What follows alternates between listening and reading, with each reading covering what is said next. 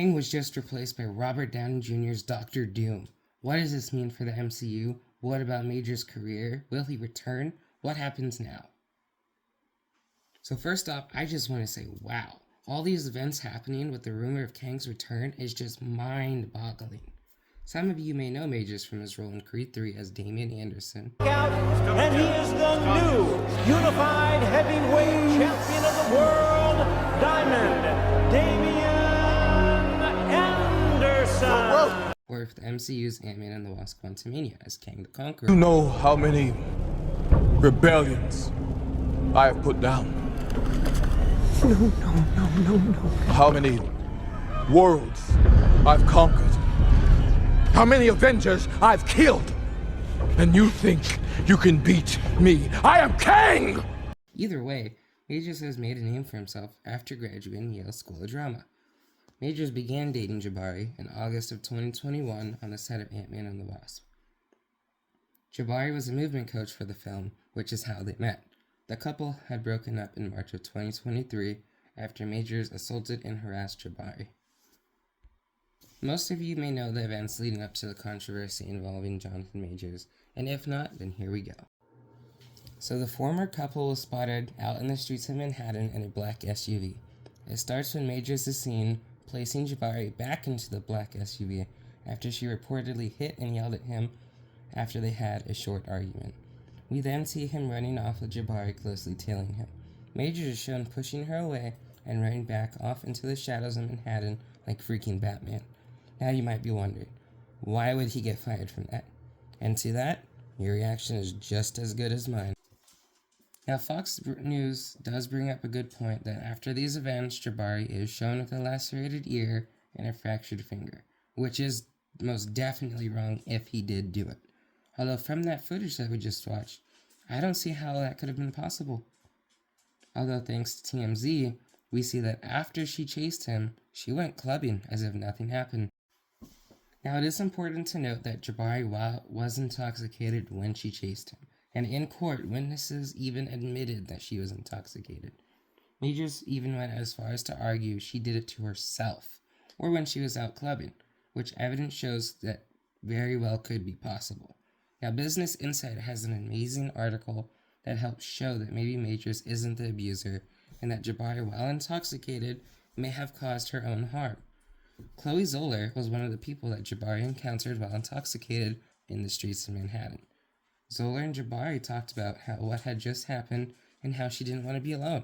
Zoller then invited Jabari to one of her friends' birthday parties in the area, so the two went and spent their time there and went out clubbing after. Business Insider's article reads, quote, "She informed me that her finger was hurting. I grabbed a piece of ice from the ice bucket and I held it to her finger. It's a significant testimony. Majors is fighting the charges by arguing that Jabari had injured her own self hours after their fight during a drunken fall while alone in Manhattan triplex apartment. So testimony that Jabari was injured before then is very helpful to the prosecution. But on cross-examination by defense lawyer Seth Zuckerman, Zoller could not remember which of Jabari's fingers she applied ice to. Quote, "You didn't observe any marks on her face?" Zuckerman asked.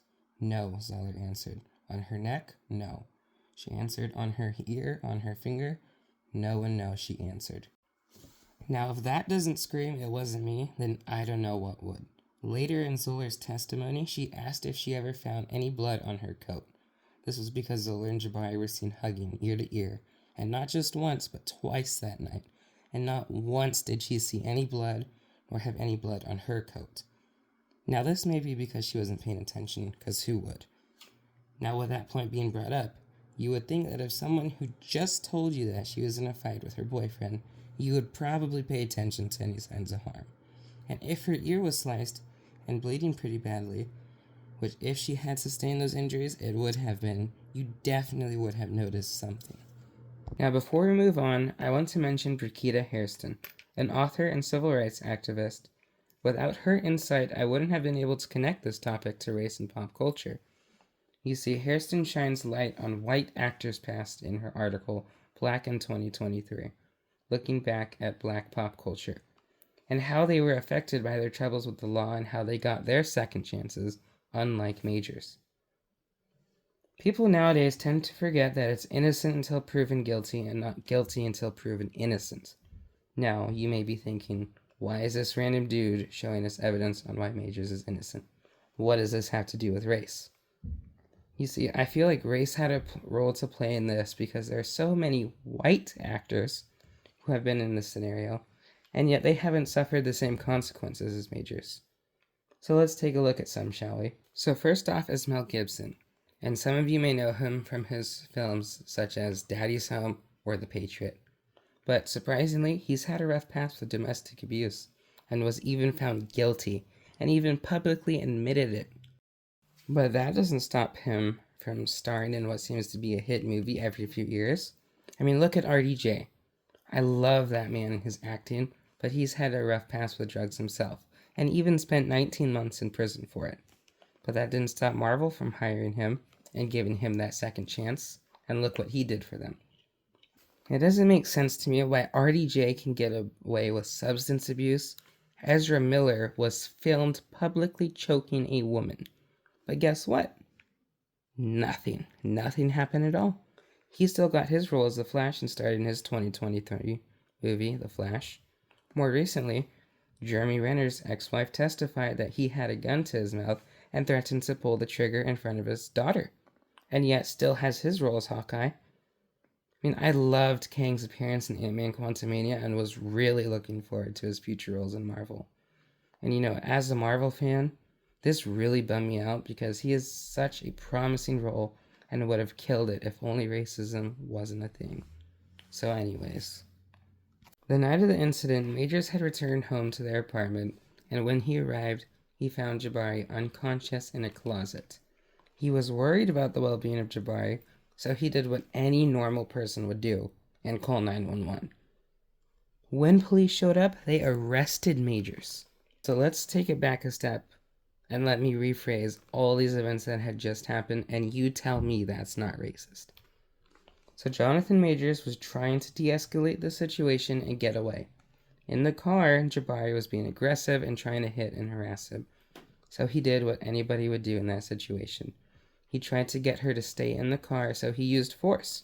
She then assaulted him, chased him through the streets of Manhattan, tried to kick and hit him, and after he runs away, she gets even more intoxicated, goes clubbing. She then returns home and passes out unconscious. Majors returns to see her in that closet and calls 911 scared that she may have overdosed or committed suicide.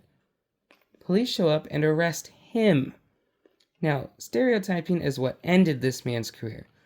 If only the police had just listened to what Majors was trying to say and not followed his racist mind, then maybe Majors would still be acting for Marvel.